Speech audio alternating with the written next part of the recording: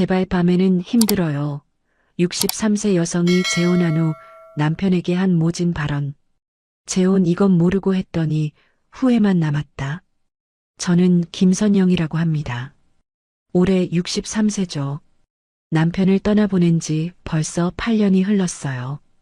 처음에는 정말 힘들었습니다. 하루하루가 그냥 버티는 시간이었죠. 그런데 시간이 지나면서 조금씩 적응했어요. 전통시장에서 반찬 가게를 운영하며 바쁘게 살다 보니 낮에는 괜찮았습니다. 문제는 밤이었어요. 가게 문을 닫고 집에 돌아오면 너무 조용했습니다. 텔레비전 소리만 덩그러니 울려 퍼지는 거실에서 혼자 저녁을 먹을 때면 가슴이 막막했어요. 특히 잠자리에 들 때가 가장 힘들었죠. 옆자리가 너무 차갑고 넓게 느껴졌거든요. 밤새 뒤척이다가 새벽에 눈물이 날 때도 많았습니다. 그러던 어느 날이었어요. 시장에서 장사를 하는데 한 분이 다가왔습니다. 박노식이라고 했어요. 66세고 경비업체에서 일한다고 했죠. 처음에는 그냥 단골 손님인 줄 알았어요. 반찬을 사가면서 몇 마디씩 나누던 사이였거든요. 키가 크고 듬직해 보였는데 말투도 정중했습니다. 사모님, 혼자 사시기 힘드시죠? 어느 날 노식 씨가 이렇게 물었어요. 갑자기 가슴이 뭉클해졌습니다. 그동안 아무도 물어봐 주지 않았던 말이었거든요. 네, 좀 그렇죠. 제가 대답하니까 노식 씨가 진심 어린 표정으로 말했어요. 저도 혼자입니다. 아내를 일찍 보냈거든요. 그날부터 노식 씨와 자주 이야기를 나누게 되었습니다. 처음에는 그냥 안부 정도였는데 점점 깊은 얘기를 하게 되었어요. 노식 씨는 정말 다정했습니다. 제가 힘들어하는 걸 눈치채고는 항상 따뜻한 말을 해주었어요. 오늘 많이 피곤해 보이세요. 무리하지 마세요. 이런 식으로 말이죠. 어느 날은 제가 감기에 걸려서 기침을 하고 있었는데 노식 씨가 약국에서 감기약을 사다가 주었어요. 혼자 사시니까 아플 때가 가장 힘드시겠어요. 그 말에 가슴이 따뜻해졌습니다. 정말 오랜만에 누군가의 관심과 배려를 받는 기분이었거든요. 선영 씨, 저와 함께 하는 게 어떨까요?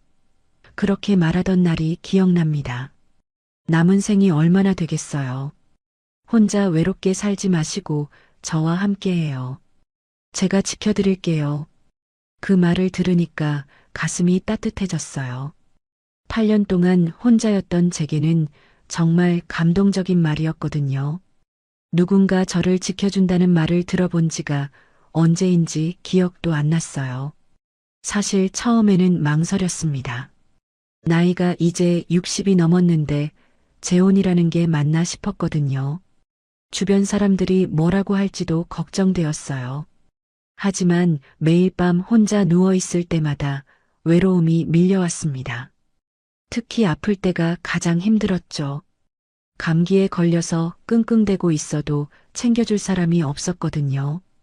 열이 날 때 이마에 손을 얹어줄 사람도 없고 약을 타다 줄 사람도 없었어요.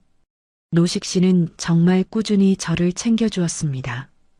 가게에 일찍 와서 무거운 것도 들어주고 제가 피곤해 보이면 오늘은 일찍 들어가세요라고 말해주기도 했어요. 그런 배려를 받다 보니 마음이 점점 기울었습니다. 이런 사람과 함께 살면 정말 행복할 것 같다는 생각이 들었거든요. 어느 날 저녁에는 노식 씨가 직접 끓인 미역국을 가져왔어요. 혼자 사시니까 제대로 못 드실 텐데 이거라도 드세요. 그 말과 함께 내민 미역국 냄새가 얼마나 구수하던지요. 정말 오랜만에 누군가 해준 밥을 먹는 기분이었어요. 눈물이 날 뻔했습니다.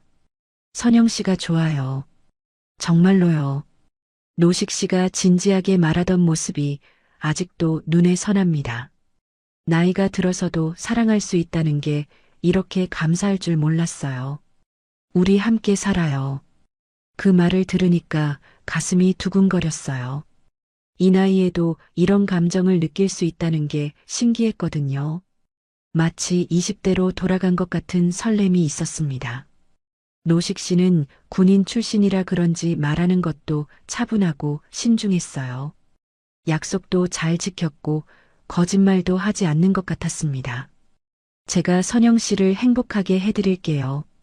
믿어보세요. 이렇게 말할 때의 진실한 눈빛이 참 인상적이었어요. 결국 노식 씨와 만난 지 6개월 만에 혼인신고를 했습니다. 주변에서는 너무 성급하다고 했지만 저는 확신이 섰어요. 이 사람이라면 남은 인생을 함께해도 좋겠다는 생각이 들었거든요. 드디어 외로운 밤들이 끝나겠구나 싶었습니다. 더 이상 혼자 밥 먹고 혼자 잠들지 않아도 되겠구나 하는 안도감이 밀려왔어요. 신혼집을 마련하면서 노식 씨가 말했어요. 선영 씨, 이제 혼자가 아니에요. 제가 평생 지켜드릴게요. 그 말이 얼마나 든든했는지 모르겠어요. 정말로 이제 외롭지 않겠구나 싶었습니다. 새로운 시작이라는 생각에 가슴이 설렸어요. 혼인신고를 하고 나오는 길에 노식 씨가 제 손을 꼭 잡아주었는데 그 따뜻함이 아직도 기억납니다. 그렇게 저는 63세의 새로운 남편과 새로운 삶을 시작했습니다. 8년 동안의 외로움을 끝내고 드디어 함께할 사람이 생겼다는 기쁨으로 가득했어요. 앞으로는 혼자가 아니라는 생각에 마음이 한결 가벼워졌습니다. 하지만 그때는 몰랐어요.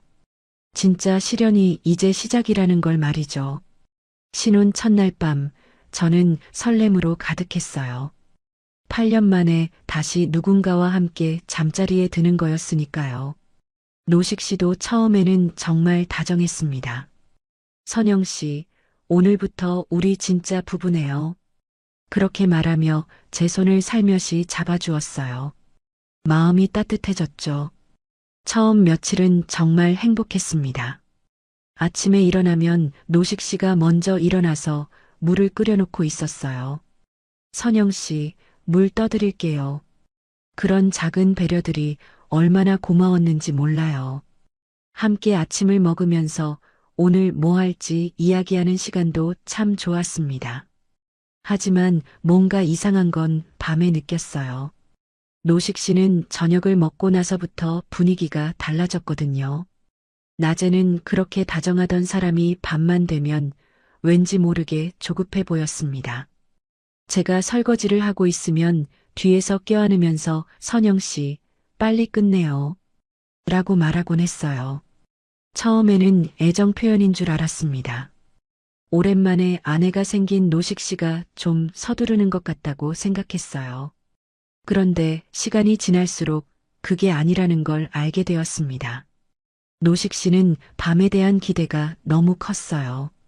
마치 그것만을 위해 하루를 보내는 것 같았죠. 첫 주가 지나고 나서부터 문제가 시작되었어요.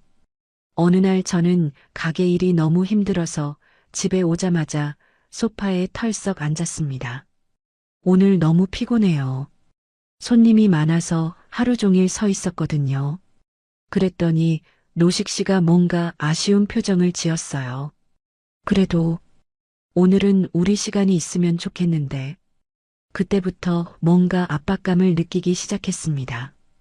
제가 피곤하다고 말하면 노식 씨는 이해한다고 하면서도 표정이 어두워졌어요. 마치 제가 뭔가 잘못한 것 같은 기분이 들었죠. 미안해요. 정말 오늘은 너무 힘들어서 이렇게 사과하는 제 자신이 이상했어요. 둘째 주부터는 더 심해졌습니다. 노식 씨는 제가 피곤하다고 말해도 조금만 더 부부 사이에 왜 그러는 거야? 라고 말했어요. 그 말을 들을 때마다 가슴이 답답했습니다. 부부 사이니까 당연하다는 식으로 말하는데 저는 정말 힘들었거든요. 어떤 날은 제가 감기 기운이 있어서 일찍 자려고 했어요. 오늘은 몸이 안 좋아서 먼저 잘게요. 그랬더니 노식 씨가 화난 목소리로 말했습니다. 감기 정도 가지고 그러면 어떻게 살아요? 젊은 사람도 아니고. 그 말에 마음이 상했어요. 제 몸 상태를 이해해주지 않는다는 게 서운했죠. 점점 밤이 오는 게 두려워지기 시작했습니다. 낮에는 괜찮은데 저녁 때가 되면 마음이 무거워졌어요. 노식 씨가 언제 또 그런 말을 할지, 언제 또 압박을 가할지 몰라서 긴장이 되었거든요. 가게 문을 닫고 집으로 오는 길에도 발걸음이 무거웠습니다. 선영 씨는 저를 사랑하지 않나 봐요. 어느 날 노식 씨가 이렇게 말했어요. 제가 또 피곤하다고 했더니 나온 말이었습니다. 그 말을 듣고 정말 당황했어요. 아니에요. 그런 게 아니라 정말 몸이 힘들어서. 하지만 노식 씨는 믿지 않는 것 같았습니다. 그날 밤 저는 잠을 이룰 수 없었어요. 옆에서 자고 있는 노식 씨를 보면서 생각했습니다.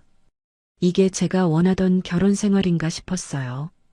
외로움을 달래려고 재혼했는데 오히려 더 힘들어진 것 같았거든요. 다음 날 아침에도 노식 씨의 태도는 차가웠습니다. 평소처럼 물을 끓여주지도 않았고 인사도 성의 없이 했어요. 안녕히 다녀오세요. 딱 그 말 한마디였죠. 제가 뭘 잘못했는지도 모르겠는데 벌을 받는 기분이었습니다. 가게에서 일하면서도 계속 그 생각만 했어요. 노식 씨가 왜 저런지, 제가 뭘 잘못하고 있는지 말이죠. 손님들과 이야기할 때도 집중이 안 되었습니다.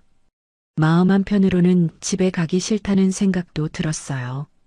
저녁에 집에 돌아가니 노식 씨가 먼저 와 있었습니다. 오늘은 어때요? 피곤하지 않죠? 그렇게 물어보는데 뭔가 시험하는 것 같은 느낌이었어요. 제가 좀 피곤해요라고 하면 또 기분이 나빠질 것 같아서 괜찮아요라고 대답했습니다. 하지만 그것도 거짓말이었어요. 사실은 정말 피곤했거든요.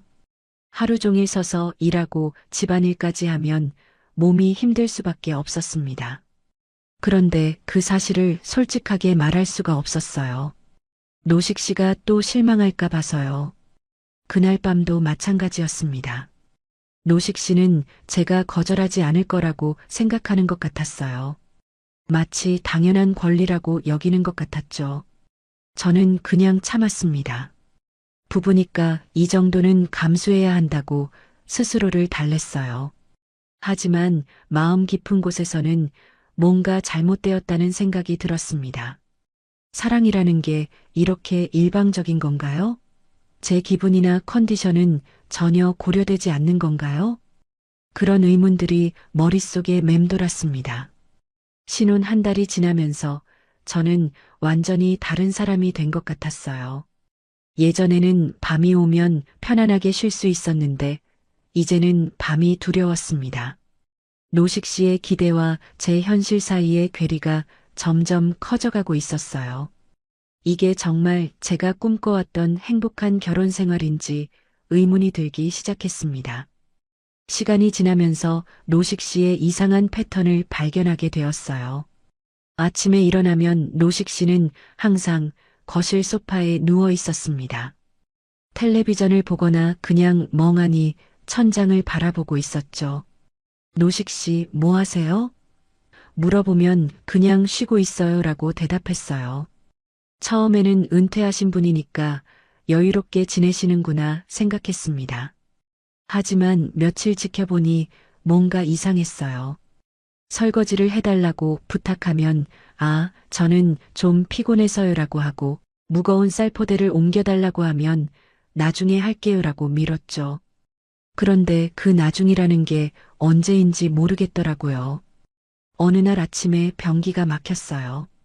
제가 노식 씨한테 화장실 좀 뚫어주세요라고 부탁했더니 노식 씨가 귀찮은 표정을 지었습니다. 지금은 좀, 오늘 저녁에 할게요. 그러더니 다시 소파에 누워버렸어요. 결국 제가 직접 뚫어뻥으로 뚫었죠. 손목이 아파서 며칠 동안 고생했습니다. 노식 씨, 왜 집안일을 안 도와주세요? 어느 날 참다 못해 물어봤어요. 그랬더니 노식 씨가 대답했습니다. 선영 씨, 저는 밤에 힘을 써야 해요. 낮에 너무 지치면 안 되거든요. 그 말을 듣는 순간 소름이 돋았어요. 하루 종일 밤만 생각하고 있다는 뜻이잖아요. 그때부터 노식 씨를 보는 눈이 달라졌습니다. 소파에 누워있는 모습이 여유로워 보이는 게 아니라 밤을 위해 체력을 비축하고 있는 것처럼 보였어요.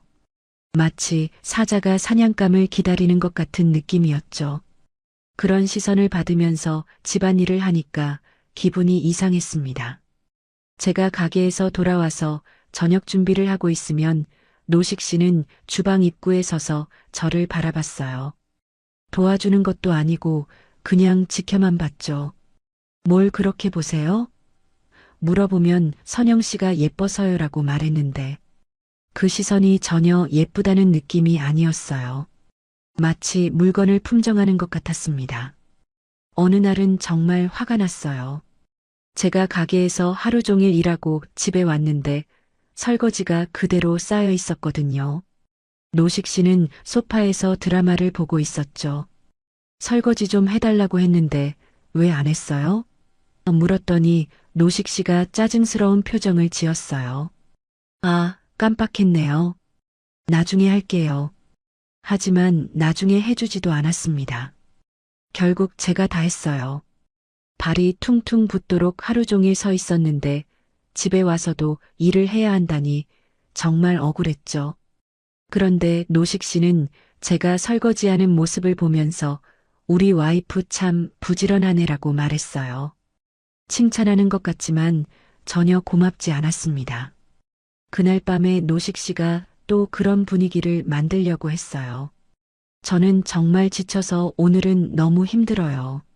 설거지에 빨래까지 했더니 팔다리가 아파요라고 말했습니다. 그런데 노식 씨의 표정이 확 바뀌었어요. 평소에 다정하던 얼굴이 갑자기 차갑게 굳어졌죠. 선영 씨, 그런 식으로 나오면 안 되죠. 노식 씨의 목소리도 완전히 달라졌습니다. 낮게 깔리면서 위협적이었어요. 부부가 뭐가 그렇게 힘들다는 거예요? 젊은 사람도 아니면서 핑계만 대고. 그 말을 들으니까 온몸에 소름이 돋았어요. 처음으로 노식 씨가 무서워졌습니다. 평소에는 그렇게 차분하고 다정하던 사람이 거절을 당하니까 완전히 다른 사람이 되어버렸어요. 눈빛도 날카로워지고 목소리도 낮아지고 표정도 딱딱하게 굳어졌죠. 마치 가면을 벗은 것 같았습니다. 그날 밤부터 제대로 잠을 잘 수 없었어요. 옆에서 자고 있는 노식 씨가 언제 또 그런 얼굴을 할지 몰라서 불안했거든요. 새벽에 깨서 보니까 노식 씨가 제 얼굴을 빤히 쳐다보고 있었어요. 왜 그러세요? 물어봤더니 그냥요라고 대답했는데 그 눈빛이 정말 무서웠습니다. 다음 날 아침에도 노식 씨는 또 소파에 누워 있었어요. 어제 그런 일이 있었는데도 아무 일 없었다는 듯이 선영 씨, 좋은 아침이에요라고 인사했죠. 그 태연한 모습이 더 무서웠어요. 제가 얼마나 놀랐는지는 전혀 신경 쓰지 않는 것 같았거든요. 가게에 나가서도 마음이 편하지 않았습니다. 손님들과 이야기할 때도 집중이 안 되었어요. 계속 어젯밤 일이 생각났거든요. 노식 씨의 변한 표정과 차가운 목소리가 머릿속에서 맴돌았죠. 이게 정말 제가 아는 그 다정한 노식 씨가 맞나 싶었어요. 점심시간이 되어서 잠깐 쉬는데 복희가 가게로 왔어요. 언니, 요즘 표정이 안 좋아. 무슨 일 있어? 복희가 걱정스럽게 물었죠. 말하고 싶었지만 어떻게 설명해야 할지 모르겠더라고요. 아니야, 그냥 좀 피곤해서. 이렇게 대답할 수밖에 없었어요. 오후에 장사를 하면서도 계속 생각했어요. 집에 가면 또 어떨까? 노식 씨가 또 그런 얼굴을 할까? 오늘 밤은 또 어떻게 될까 하는 걱정들이 끊이지 않았습니다. 예전에는 집이 편안한 곳이었는데 이제는 가기 싫은 곳이 되어버렸어요. 저녁 때가 되자 가슴이 답답해졌습니다. 가게 문을 닫고 집으로 가는 길이 이렇게 무거울 줄 몰랐어요. 평소 같으면 10분 걸리는 길인데 그날은 20분도 넘게 걸린 것 같았어요. 집 앞에 도착해서도 한참 동안 문 앞에 서 있었죠. 집에 들어가니 역시나 노식 씨는 소파에 누워 있었어요. 오늘도 수고했어요. 다정하게 인사하는데 어젯밤 일을 생각하니까 소름이 돋았습니다. 이 사람은 대체 어느 게 진짜 얼굴인 걸까요? 낮에 다정한 모습일까요?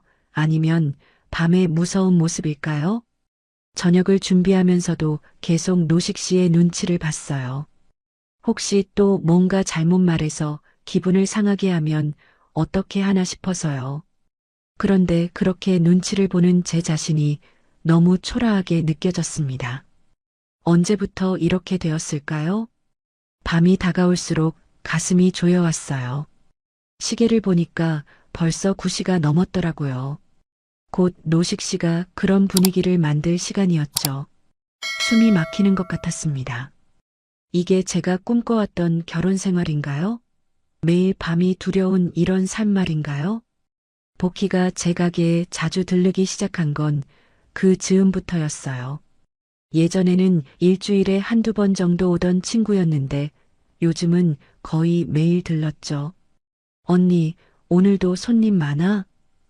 이렇게 말하며 들어오는데 사실은 제가 걱정되어서 오는 거라는 걸 알 수 있었어요.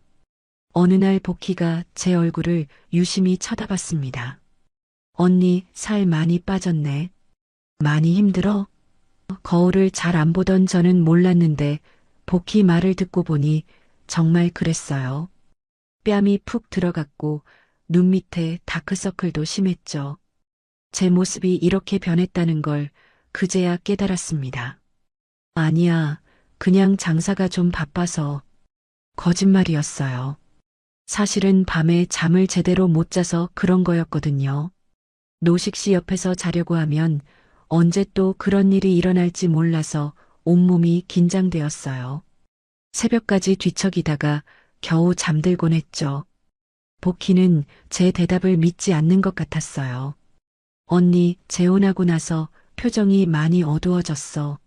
무슨 일 있는 거 아니야? 그렇게 물어보는데 대답을 할 수가 없었습니다.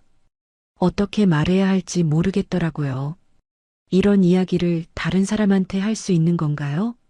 며칠 후에 복희가 또 왔는데 이번에는 더 직접적으로 물어봤어요. 언니, 노식 씨가 언니한테 잘해? 그 질문을 듣는 순간 가슴이 철렁했습니다. 복희가 뭔가 눈치챈 것 같았거든요. 응, 잘해. 왜? 또 거짓말을 했죠. 말하고 나서도 제 목소리가 떨리는 게 느껴졌어요. 그런데 왜 이렇게 야유까? 복희가 제 손을 잡아봤어요. 언니 손 봐. 뼈만 남았네. 밥은 제대로 먹고 있어? 사실 요즘 입맛이 없어서 밥을 잘 못 먹고 있었어요.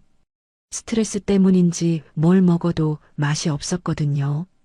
억지로 몇 숟가락 떠먹는 정도였죠. 어느 날 저녁에 복희가 갑자기 가게로 왔어요. 언니, 나랑 같이 저녁 먹자. 그런데 제가 못 가 집에 가야 해라고 하니까 복희가 이상한 표정을 지었습니다. 왜? 노식 씨가 뭐라고 해? 그 질문에 대답을 못 하겠더라고요. 사실 노식 씨가 직접 뭐라고 한 적은 없었거든요. 그냥 제가 늦으면 기분 나빠할 것 같아서 일찍 들어가려고 했던 거예요. 언니, 뭔가 이상해. 예전에는 늦게 들어가도 괜찮다고 했잖아. 근데 왜 이제는 그렇게 서둘러? 복희의 말이 맞았어요. 예전에는 친구들과 늦게까지 수다를 떨기도 했는데 요즘은 그런 여유가 없었죠. 항상 노식 씨 눈치를 봐야 했거든요. 그날 밤에 집에 평소보다 30분 늦게 들어갔어요. 노식 씨가 거실에서 텔레비전을 보고 있었는데 제가 들어가니까 시계를 쳐다봤습니다. 늦네요. 딱 한마디였는데 그 말에 담긴 불만이 느껴졌어요. 복희가 와서 잠깐 이야기했어요. 변명하는 제 자신이 한심했죠. 다음날 복희가 또 왔는데 이번에는 더 진지한 표정이었어요. 언니, 나 어제 노식 씨 만났어. 깜짝 놀랐죠. 언제 만났나 싶어서 어디서? 물어봤더니 시장에서. 그런데 좀 이상하더라. 복희의 말에 가슴이 두근거렸어요. 뭐가 이상했는데? 조심스럽게 물어봤더니 복희가 말했어요. 인사를 했는데 표정이 안 좋더라. 그리고 언니 얘기를 하니까 요즘 선영이가 말을 안 듣는다고 하던데. 그게 무슨 말이야? 그 말을 듣고 온몸이 차갑게 식었습니다. 말을 안 듣는다는 게 무슨 뜻인지 저는 알고 있었어요.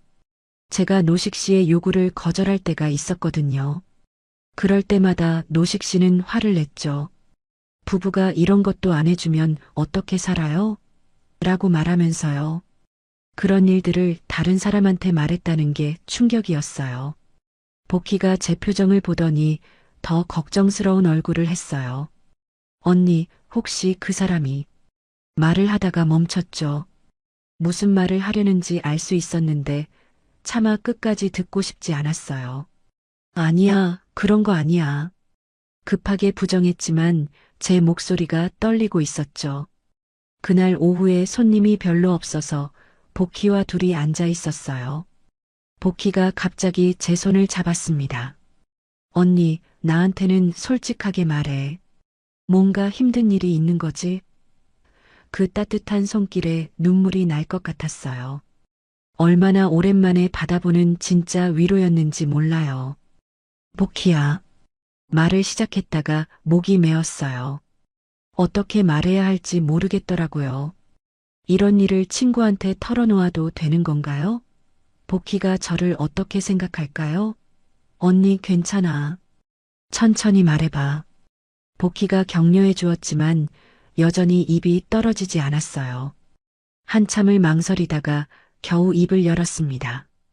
밤만 되면 그 말을 하는 순간 눈시울이 뜨거워졌어요.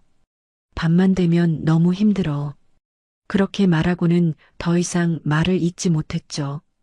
복희가 제 어깨를 토닥여주는 손길이 느껴졌어요. 언니 설마. 복희의 목소리가 작아졌어요. 그 사람이 언니를 힘들게 해? 직접적으로 묻지는 않았지만 무슨 뜻인지 알 수 있었죠. 저는 고개를 끄덕일 수도 없고 말할 수도 없었어요. 그냥 눈물만 흘렸죠. 복희가 휴지를 건네주면서 말했어요. 언니, 이런 건 참으면 안 돼. 결혼했다고 해서 모든 걸 참아야 하는 건 아니야. 그 말을 듣고 가슴이 뻥 뚫리는 것 같았어요. 그동안 제가 잘못 생각하고 있었던 걸까요? 하지만 부부잖아. 제가 작은 목소리로 말했어요. 그래도 언니가 싫다고 하면 안 되는 거지. 부부라고 해서 강요할 수는 없는 거잖아. 복희의 말이 맞았어요. 하지만 노식 씨는 그렇게 생각하지 않는 것 같았거든요. 그날 저녁에 집에 가면서 복희의 말을 계속 생각했어요. 정말로 제가 참지 않아도 되는 건가요? 하지만 그러면 노식 씨가 또 화를 낼 텐데 어떻게 해야 할까요? 집 앞에 도착했을 때도 여전히 답을 찾지 못했어요. 복희와 이야기한 후로 뭔가 달라진 게 있었어요. 제가 혼자가 아니라는 걸 알게 되었거든요. 누군가 제 편에서 걱정해주는 사람이 있다는 것만으로도 마음이 조금 든든해졌어요. 하지만 여전히 문제는 남아 있었죠. 이 상황을 어떻게 해결해야 할지 모르겠다는 거요. 복희와 이야기한 후 며칠이 지났는데도 마음이 복잡했어요. 제가 정말 잘못 생각하고 있었던 걸까요? 부부라고 해서 무조건 참아야 하는 건 아니라는 복희의 말이 머릿속에서 맴돌았습니다. 하지만 그렇다고 해서 당장 뭔가를 바꿀 용기는 없었어요. 그날도 평소와 다르지 않았습니다. 가게 일을 마치고 집에 돌아오니 노식 씨가 소파에 누워 텔레비전을 보고 있었어요. 수고했어요. 인사는 다정했지만 그 시선이 제 몸을 훑어보는 게 느껴졌죠. 예전에는 사랑스러운 눈빛이라고 생각했는데 이제는 그렇지 않았어요. 저녁을 준비하면서도 마음이 무거웠습니다. 오늘 밤도 또 그런 일이 있을까봐 벌써부터 긴장이 되었거든요. 설거지를 하는 내내 손이 떨렸어요. 그런 제 모습을 보면서 이게 정상인가 싶었죠. 신혼부부가 이럴 수 있는 건가요? 밥을 먹으면서 노식 씨가 말했어요. 오늘 시장에서 복희를 만났어요. 갑자기 가슴이 철렁했습니다. 그래요? 최대한 담담하게 대답했는데 속으로는 복희가 뭔가 말했나 싶어 불안했어요. 그 친구가 선영 씨 걱정을 많이 하더라고요. 무슨 걱정을요? 물어봤더니 노식 씨가 이상한 웃음을 지었어요. 살이 빠졌다고 하던데 내가 선영 씨를 못 살게 굴기라도 하는 줄 아나 봐요. 그 말을 하면서 제 반응을 살피는 것 같았어요. 마치 시험하는 것 같은 느낌이었죠. 그런 게 아닐 거예요. 그냥 친구니까 걱정하는 거겠죠. 제가 대답했지만 목소리가 떨리고 있었어요. 노식 씨는 계속 저를 빤히 쳐다봤습니다. 선영 씨는 복희한테 뭔가 말한 거 없죠? 그 질문에 등골이 서늘해졌어요. 아니요, 별말 안 했어요. 거짓말이었죠.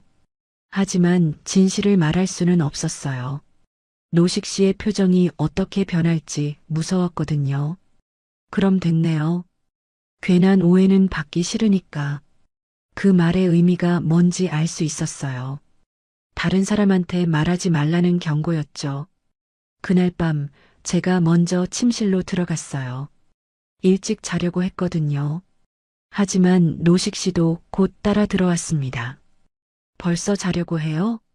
물어보는 목소리에서 뭔가 기대하는 게 느껴졌어요. 네, 오늘 많이 피곤해서요. 솔직하게 말했죠. 그래도 아직 이른데. 노식 씨가 침대 가장자리에 앉았어요. 제가 등을 돌리고 누워 있으니까 어깨에 손을 올렸습니다. 선영 씨, 우리 얘기 좀 해요. 그 손길이 전혀 반갑지 않았어요. 오히려 부담스러웠죠. 내일 얘기해요. 정말 피곤해요. 제가 말했더니 노식 씨의 손에 힘이 들어갔어요.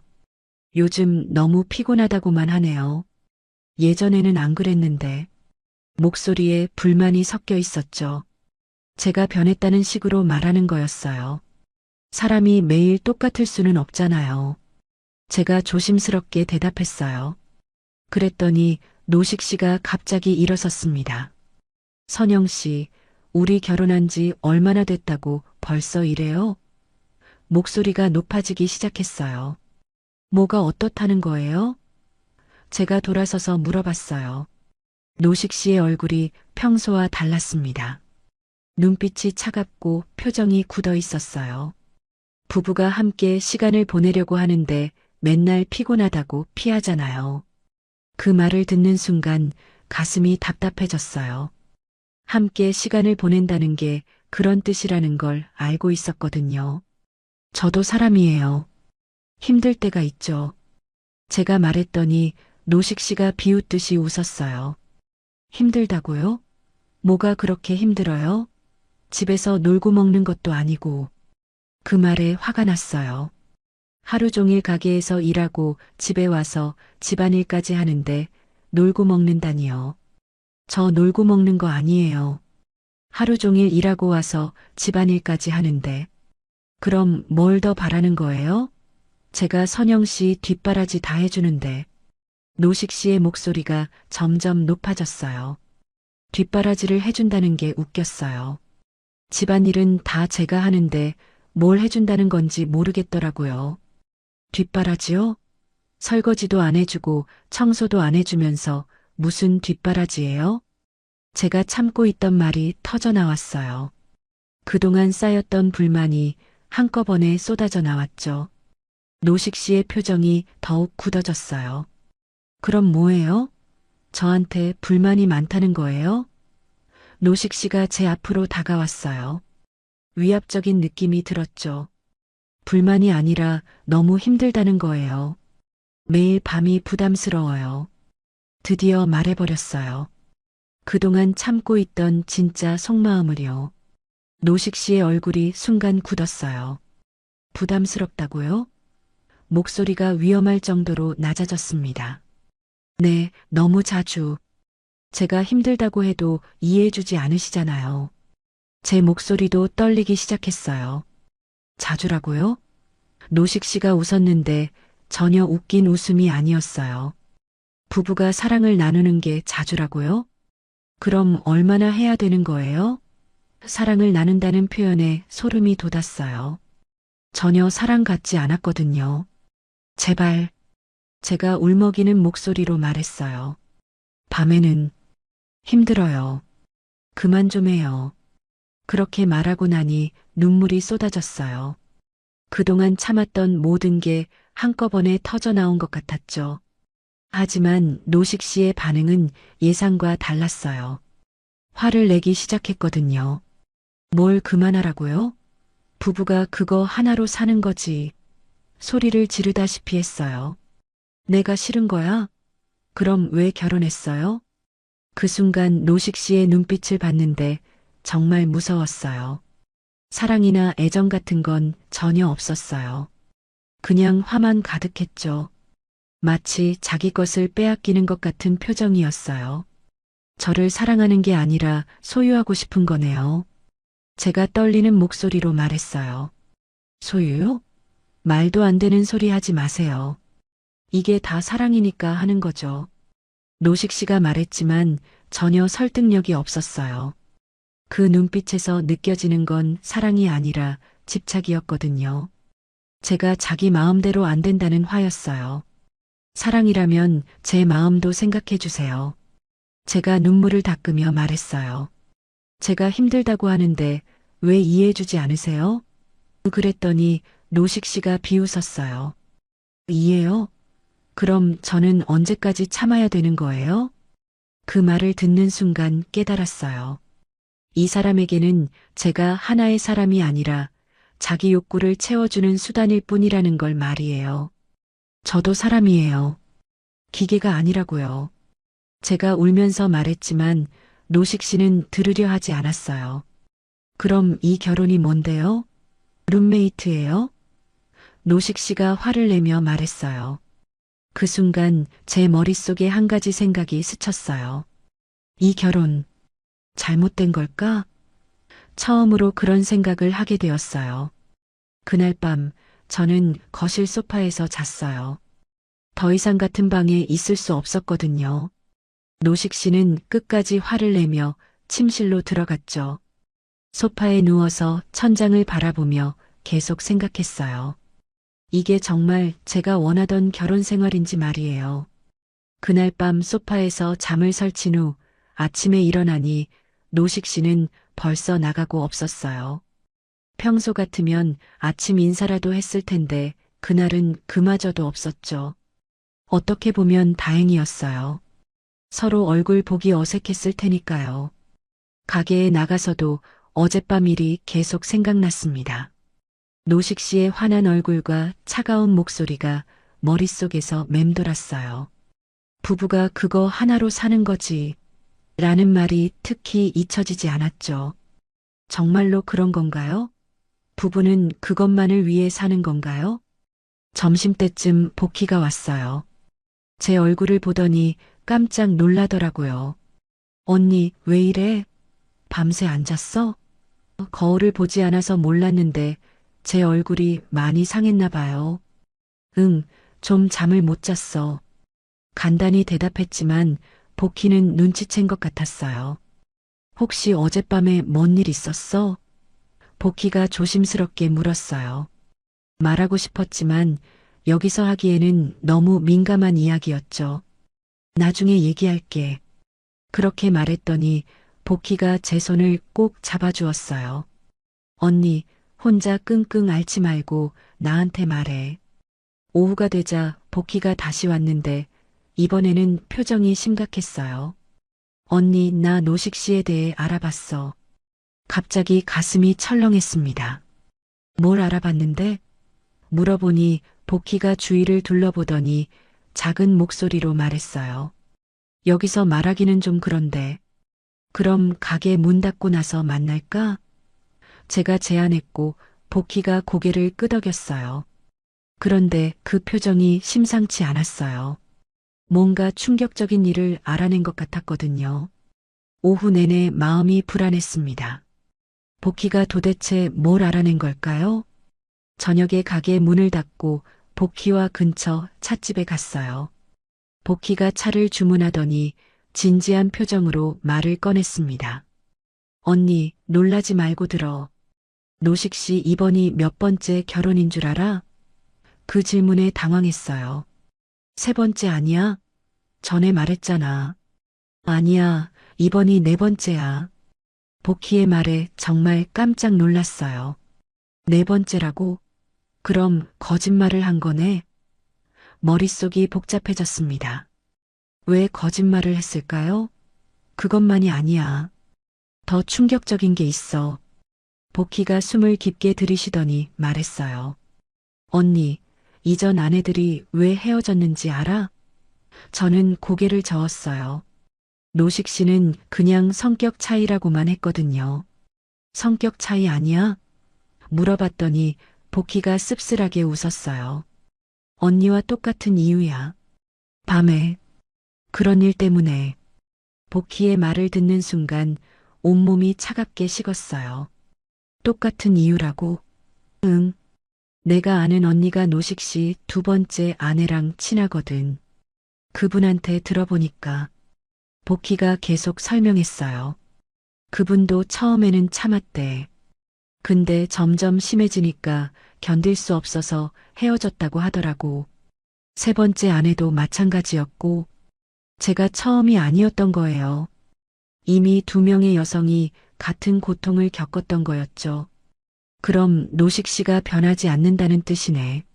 제가 중얼거리듯 말했어요. 맞아. 그 남자는 변하지 않아. 언니만 망가져. 복희의 말이 가슴에 박혔어요. 정말로 제가 망가지고 있었거든요.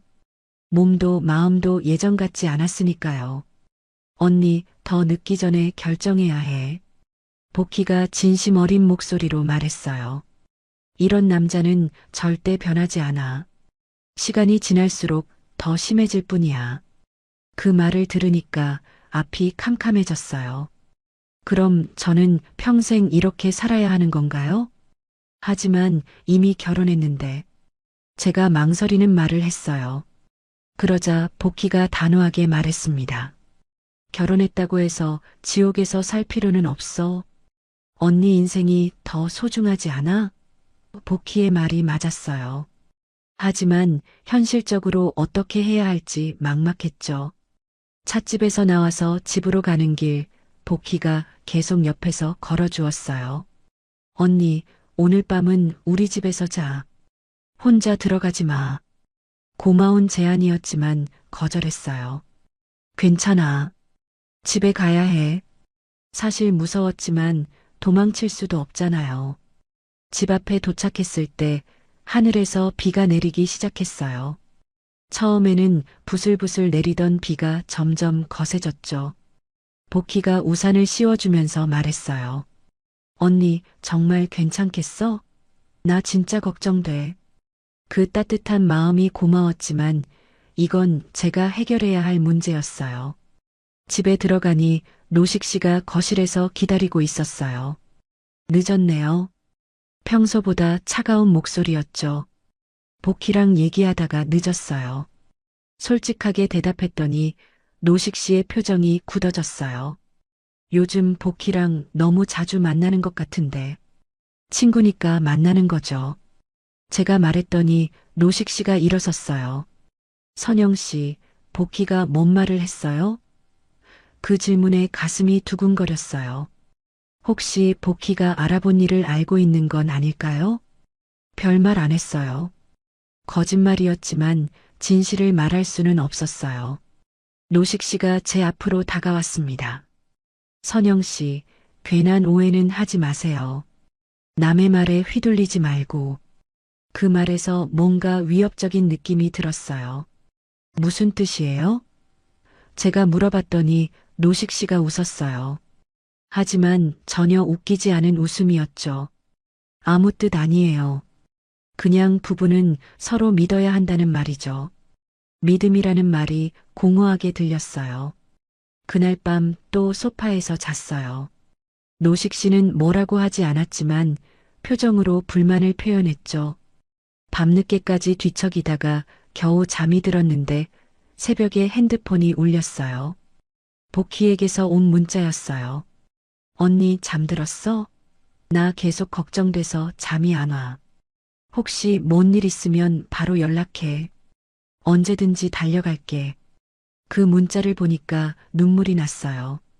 이렇게 진심으로 걱정해주는 사람이 있다는 게 얼마나 고마운지 몰라요. 다음 날 아침, 노식 씨가 먼저 일어나서 아침을 준비하고 있었어요. 일어났어요? 아침 차려놨어요. 평소처럼 다정한 목소리였지만 뭔가 어색했어요. 마치 어젯밤 일이 없었던 것처럼 행동하는 게 더 무서웠죠.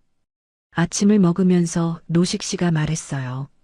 오늘 저녁에는 일찍 들어와요. 우리 얘기할 게 있어요. 그 말에 등골이 서늘해졌어요. 무슨 얘기를 하려는 걸까요? 혹시 복희가 알아본 일을 알고 있는 건 아닐까요? 가게에 나가서 복희에게 전화했어요. 복희야, 나 오늘 밤 진짜 무서워. 노식 씨가 뭔 얘기를 하자고 하는데 복희가 즉시 대답했어요. 언니, 오늘 밤에 나 언니 집 앞에서 기다릴게. 혹시 모르니까. 저녁이 되자 정말 두려웠어요. 집에 가는 발걸음이 무거웠죠. 하지만 복희가 기다리고 있을 거라는 생각에 조금은 마음이 놓였어요.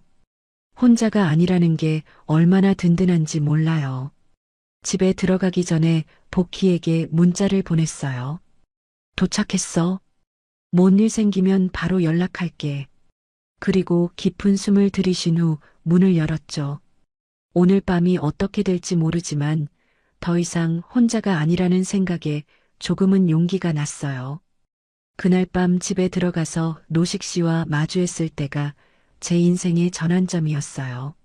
노식 씨는 평소와 다르게 소파에 앉아서 저를 기다리고 있었습니다. 앉으세요. 명령조였어요. 그 순간 이 사람과는 더 이상 함께 살 수 없다는 확신이 들었죠. 선영 씨, 요즘 이상해요. 노식 씨가 차가운 목소리로 말했어요. 복희가 뭔 말을 했든 상관없어요. 우리는 부부고 부부의 의무를 다해야 해요. 의무라는 말에 소름이 돋았습니다. 사랑도 애정도 아닌 의무라고 하다니요. 저도 사람이에요. 기계가 아니라고요. 제가 떨리는 목소리로 말했어요. 그랬더니 노식 씨가 비웃었습니다. 사람이니까 부부의 역할을 해야죠. 그게 싫으면 왜 결혼했어요? 그 말에 답할 수 없었어요. 정말로 왜 결혼했을까요? 그날 밤도 결국 소파에서 잤어요. 하지만 이번에는 다른 생각을 했습니다. 이렇게 살 수는 없다고, 뭔가 변화가 필요하다고 말이에요. 새벽까지 잠 못 이루고 생각했어요. 복희의 말이 계속 머릿속에서 맴돌았죠. 그 남자는 변하지 않아. 너만 망가져. 다음 날 아침 일찍 복희에게 전화했어요. 복희야, 나 결정했어. 복희가 놀란 목소리로 물었죠. 뭘 결정했는데? 이혼하려고 해. 그 말을 하고 나니 마음이 조금 가벼워졌어요. 드디어 결정을 내린 거였으니까요. 복희가 바로 달려왔어요. 언니, 정말 괜찮겠어? 쉬운 결정이 아닌데. 걱정스러운 표정이었지만 제 결정을 지지해 주었어요. 혼자 사는 게 이렇게 사는 것보다 나을 것 같아. 제가 말했더니 복희가 제 손을 꼭 잡아주었죠. 그럼 어떻게 할 거야? 노식 씨한테 바로 말할 거야? 복희가 물어봤어요. 아니, 먼저 법률 상담을 받아보려고. 어떻게 해야 할지 모르겠거든. 복희가 고개를 끄덕였어요. 그게 좋겠어. 나도 같이 갈게. 그날 오후에 가정법률 상담소에 갔어요. 복희가 인터넷으로 알아봐 준 곳이었죠. 상담사 선생님이 친절하게 맞아주었습니다. 어떤 일로 오셨어요? 물어보시는데 어떻게 시작해야 할지 모르겠더라고요. 이혼. 상담받으러 왔어요. 겨우 입을 열었어요. 그 말을 하는 게 이렇게 어려울 줄 몰랐습니다. 상담사 선생님이 따뜻하게 웃어주었어요. 편하게 말씀해 보세요. 무슨 일이 있으셨나요? 처음에는 말이 잘 안 나왔어요. 이런 일을 남한테 털어놓는 게 부끄럽기도 하고 창피하기도 했거든요. 하지만 상담사 선생님이 끝까지 들어주었습니다. 제가 겪은 일들을 차근차근 설명했어요. 성적인 강요와 무시, 감정적 학대에 해당할 수 있겠네요. 상담사 선생님이 말했어요. 학대라는 말을 듣고 충격을 받았습니다. 제가 당한 게 학대였다고요? 하지만 증거가 있어야 이혼 사유로 인정받기 쉬워요. 어떤 증거요? 제가 물어봤더니 녹음이나 문자, 증인 등을 말씀해 주었어요. 주변에 이 상황을 아는 분이 계시나요? 복희를 쳐다봤더니 복희가 고개를 끄덕였어요. 네, 저요. 제가 증언할 수 있어요. 상담을 받고 나니 마음이 정리되었어요. 이혼이 가능하다는 걸 알았고 제가 잘못하고 있는 것도 아니라는 확신이 들었죠. 천천히 준비하세요. 성급하게 하지 마시고. 상담사 선생님의 조언이었어요. 집에 돌아가는 길에 복희가 말했어요. 언니, 이제 진짜 시작이야. 힘들겠지만 나는 언니 편이니까 걱정하지 마. 그 말이 얼마나 힘이 되었는지 몰라요. 혼자가 아니라는 게 이렇게 든든할 줄 몰랐어요. 며칠 후에 다시 상담소에 갔어요. 이번에는 서류를 작성하러 갔죠. 조정 신청서라는 걸 써야 했어요. 일단 조정부터 시작해 보세요. 합의가 안 되면 그때 소송을 하시고. 상담사 선생님의 설명을 들었어요. 서류에 사인하는 순간 손이 떨렸어요.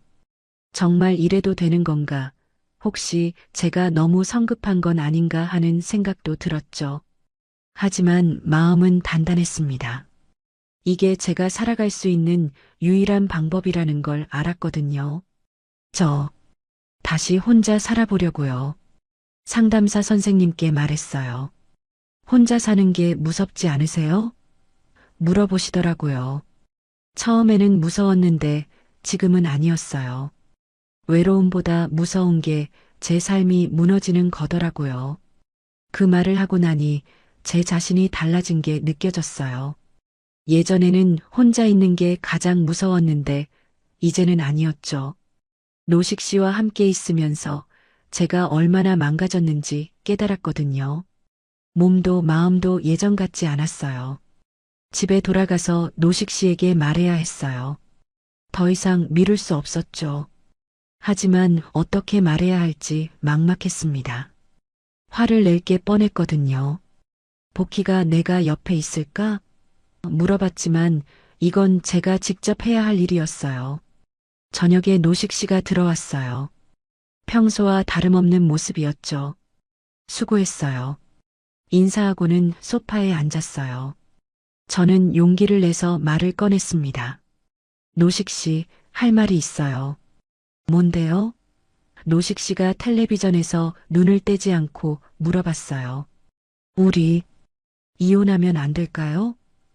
그 말을 하는 순간 노식 씨의 움직임이 멈췄어요. 천천히 제 쪽으로 고개를 돌렸죠. 뭐라고요? 노식 씨의 목소리가 위험할 정도로 낮아졌어요. 이혼하고 싶어요. 더 이상 함께 살 수 없을 것 같아요. 제가 떨리는 목소리로 말했어요. 노식 씨의 얼굴이 빨갛게 달아오르기 시작했죠. 미쳤어요? 갑자기 무슨 이혼 소리야? 노식 씨가 일어섰어요. 예상했던 반응이었지만 여전히 무서웠죠. 복희가 뭔 말을 했나? 남의 말에 휘둘려서 이런 소리 하는 거야? 아무도 시킨 게 아니에요. 제 결정이에요. 제가 최대한 침착하게 말했어요. 그랬더니 노식 씨가 더 화를 냈습니다. 결정이요? 혼자 무슨 결정을 해요? 부부인데 상의도 없이? 상의해봤자 소용없잖아요. 노식 씨는 절대 바뀌지 않을 테니까. 제가 솔직하게 말했어요. 그 말이 노식 씨의 화를 더 돋웠나 봅니다. 바뀌라고요? 뭘 바뀌라는 거예요? 정상적인 부부 생활하는 게 잘못된 거예요? 정상적이지 않아요. 제 마음은 전혀 고려하지 않잖아요. 제가 말했더니 노식 씨가 비웃었어요. 마음이요? 그럼 제 마음은 어떻고요? 맨날 거절당하는 제 마음은 생각해 봤어요? 그 순간 깨달았어요. 이 사람과는 절대 대화가 통하지 않는다는 걸 말이에요. 제가 아무리 설명해도 이해하려 하지 않을 거예요. 이미 조정 신청을 했어요. 제가 마지막으로 말했어요. 노식 씨의 얼굴이 하얗게 질렸어요. 조정 신청이요? 진짜로 한 거예요? 믿기지 않는다는 표정이었죠. 네, 더 이상 함께 살 수 없어요. 제가 단호하게 말했어요. 그 순간 제 마음은 확고했습니다. 조정 과정은 생각보다 길었어요. 노식 씨가 끝까지 이혼을 거부했거든요. 선영 씨가 잘못 생각하고 있어요. 시간이 지나면 후회할 거예요. 조정위원 앞에서도 그런 말을 했죠. 하지만 제 마음은 흔들리지 않았어요. 더 이상 함께 살 수 없습니다. 제가 단호하게 말했어요. 조정위원이 노식 씨를 설득해 보려고 했지만 소용없었죠. 결국 조정이 성립되지 않아서 이혼 소송으로 이어졌어요. 복잡하고 힘든 과정이었지만 포기하지 않았습니다. 그 기간 동안 저는 복희네 집에서 지냈어요. 복희 가족들이 정말 잘해주었거든요. 언니, 우리가 가족이야. 걱정하지 마. 복희의 말이 얼마나 든든했는지 몰라요. 혼자가 아니라는 걸 느낄 수 있었죠. 소송 과정에서 제일 힘들었던 건 노식 씨의 반박이었어요. 아내가 의무를 다하지 않아서 부부관계가 나빠졌다고 주장했거든요. 그 말을 들을 때마다 화가 났지만 참았어요. 진실은 법정에서 밝혀질 거라고 믿었거든요. 복희가 증인으로 나와서 증언해 주었어요. 제가 얼마나 힘들어했는지, 어떻게 변해갔는지 자세히 말해 주었죠. 선영 씨는 결혼 전과 후가 완전히 다른 사람이었습니다. 야위어가면서 항상 무서워했어요. 복희의 증언이 큰 도움이 되었어요. 6개월 만에 드디어 이혼 판결이 나왔어요. 법원에서 판결문을 받아들고 나올 때의 기분을 잊을 수가 없어요.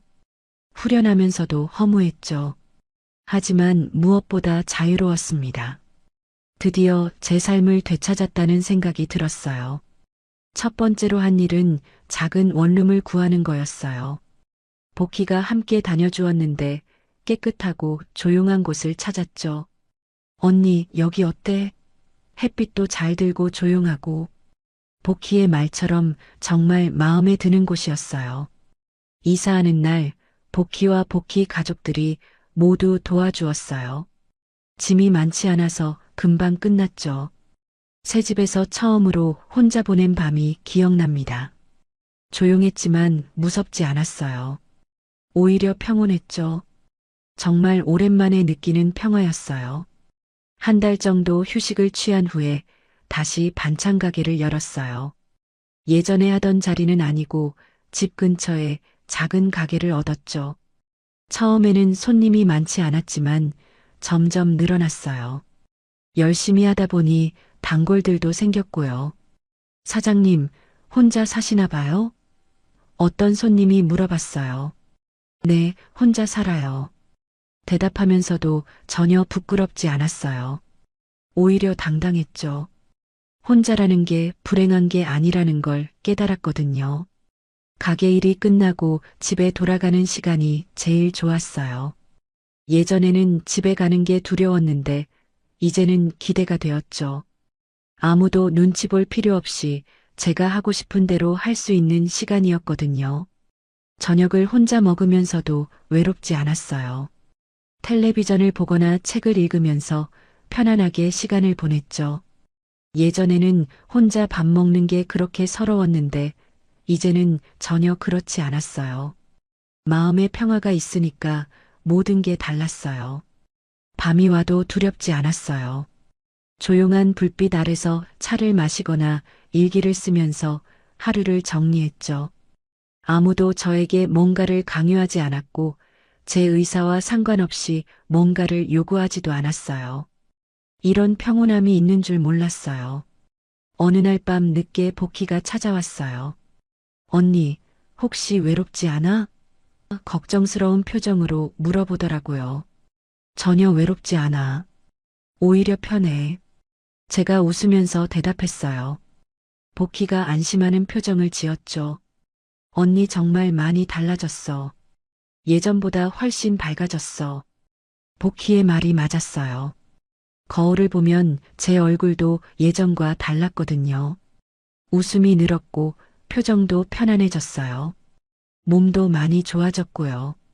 언니, 혹시 다시 누군가 만날 생각은 없어? 복희가 조심스럽게 물어봤어요. 지금은 생각 없어. 이렇게 사는 것도 좋아. 솔직한 마음이었어요. 굳이 누군가와 함께 살지 않아도 충분히 행복할 수 있다는 걸 알았거든요. 차를 마시면서 복희와 이런저런 이야기를 나눴어요. 요즘 어떻게 지내는지, 가게는 잘 되는지, 건강은 괜찮은지 등등. 이런 평범한 대화가 얼마나 소중한지 깨달았어요. 예전에는 이런 여유조차 없었거든요. 언니, 그때 이혼 결정한 게 정말 잘한 것 같아. 복희가 말했어요. 나도 그래. 만약 계속 참고 살았다면 정말 망가졌을 거야. 돌이켜보면 정말 용기가 필요한 결정이었는데 잘했다는 생각이 들었어요. 사람이 살면서 가장 중요한 건 자기 자신을 지키는 거인 것 같아. 제가 말했더니 복희가 고개를 끄덕였어요. 맞아. 다른 사람 때문에 자신을 잃으면 안 되지. 그런 대화를 나누면서 많은 생각을 했어요. 밤이 깊어가자 복희가 일어났어요. 언니, 나 이제 가볼게. 너무 늦었네. 고마워. 이렇게 자주 와줘서 현관까지 배웅하면서 말했어요. 복희 덕분에 이 모든 걸 견딜 수 있었거든요. 복희가 가고 나서 혼자 앉아서 생각했어요. 1년 전에 저와 지금의 저는 정말 다른 사람 같았어요. 그때는 외로움이 가장 무서웠는데 이제는 잘못된 관계가 더 무서웠죠. 창밖을 보니 달이 밝게 떠 있었어요. 예전에는 밤이 오면 불안했는데 이제는 평온했어요. 제 방에서 제가 원하는 시간에 잠들 수 있다는 게 얼마나 소중한지 몰랐어요. 침대에 누우면서 마지막으로 생각했어요. 복희에게 하고 싶은 말이 있었는데 차마 하지 못했던 말이요. 사람은 함께할 용기보다 떠날 용기가 필요할 때가 더 많아. 이게 제가 배운 가장 소중한 교훈이었어요. 외로운 신혼보다 편안한 혼자가 훨씬 낫다는 걸 깨달았어요. 함께 있어도 외롭고 무서우면 그건 진짜 함께 있는 게 아니거든요. 혼자여도 마음이 편하고 평온하면 그게 진짜 행복이라는 걸 알았어요. 지금 제가 가장 소중히 여기는 건 밤에 아무 걱정 없이 잠들 수 있다는 거예요. 아무도 저에게 무리한 요구를 하지 않고 제 의사를 존중해주는 이 평온함이요.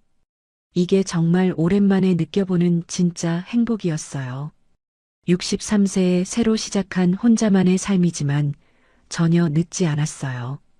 오히려 이제야 진짜 제 인생이 시작된 것 같았죠.